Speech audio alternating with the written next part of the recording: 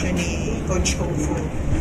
Kung ano lang yung ginagawa namin sa training, kung ano yung kilos na ginagawa nila, high intensity, dapat pagdating din sa tunay na labanan, sa tunay na court.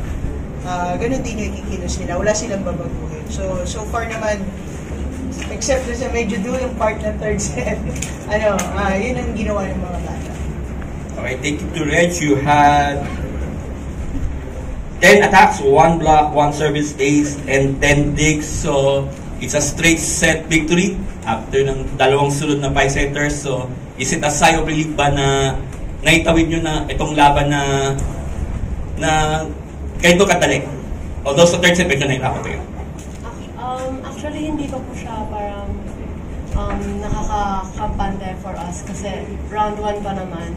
And grateful lang na ganun yung outcome kahit na, yun nga, medyo nahirapan kami nung third set. Buti naraos namin. And there's more pa naman to come. More games pa to come. May second round pa. And aim lang talaga namin is abot sa finals and makapaglaro. Makapag-podium. Thank you. Tuangge, you had 26 points on 21 attacks, 3 service aces, 2 blocks, and 5 digs and 4 exceptions. So ano man sabi mo sa ipinakita nyo today? Yun nga, grateful kasi nanalo kami and lahat talaga ng trabaho, lahat ng contribute. And well distributed yung bola kaya nakuha namin yung panalo. And yung third set medyo nag-relax kami and grateful naman dahil nakabalik kami and may panalo namin yung game. Okay, thank you. The floor is open for questions. Ange, consistent na 20 points scorer na para sa team. Kumbaga, talaga bang ito na yung hinahanap mo or ano pa yung gusto mo i-improve pa sa mga darating na games? For me, siguro marami pa akong need to improve, lalo na sa pasa. Sabi ni Coach na ang pasa need ko pang improve and sisimulan yun talaga sa training and with the help naman ng mga coaches, magagawa ko yun. Coach, ano lang masasabi niyo kay Ange? Parang hindi rookie mo. Well, actually, yan talaga yung gusto niya. So, talaga pina-follow niya lang yung heart niya. Binibigay niya yung ano niya ba, yung todo effort niya. Kung paano sila gumalaw dyan sa game, ganyan ang ginagawa kasi nila sa training. Pero yung maraming service error, hindi niya ginagawa yun sa training. For Reggie Nangge, ano siguro yung sikreto ng UST so far sa mga on-court performances niyo na yung finalist man last year or kahit sinong team so far sa 5 games niyo, sobrang taas ng level ng nila? Siguro po factor na din yung alam namin na wala pa kaming dapat pang patunayan kasi nga yun, aside sa rebuilding,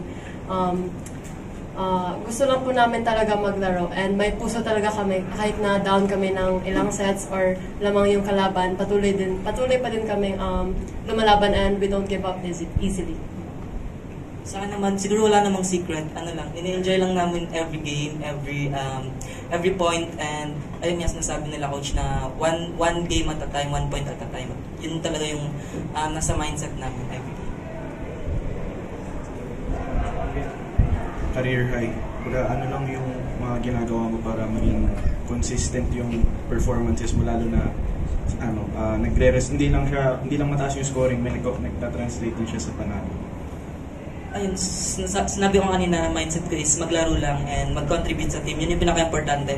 Hindi naman importante yung individual performance. Basta inisip ko lang na makapag-contribute offense and defense.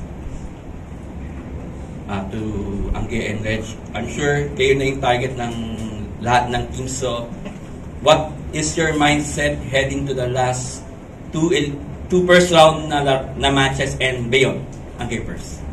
Ano yung mindset sa last 2 games ng first round? Siguro consistency and yung focus and wag pakampante and wag mag-relax kasi mahaba pa yung liga and alam ko mas madami pa kaming mapapakita. In you, Reg? Same lang din, wag magpakampante, lalo na first round pa naman and for sure sa second round may mga adjustments na magagawa yung ibang team na for sure mahirapan din kami.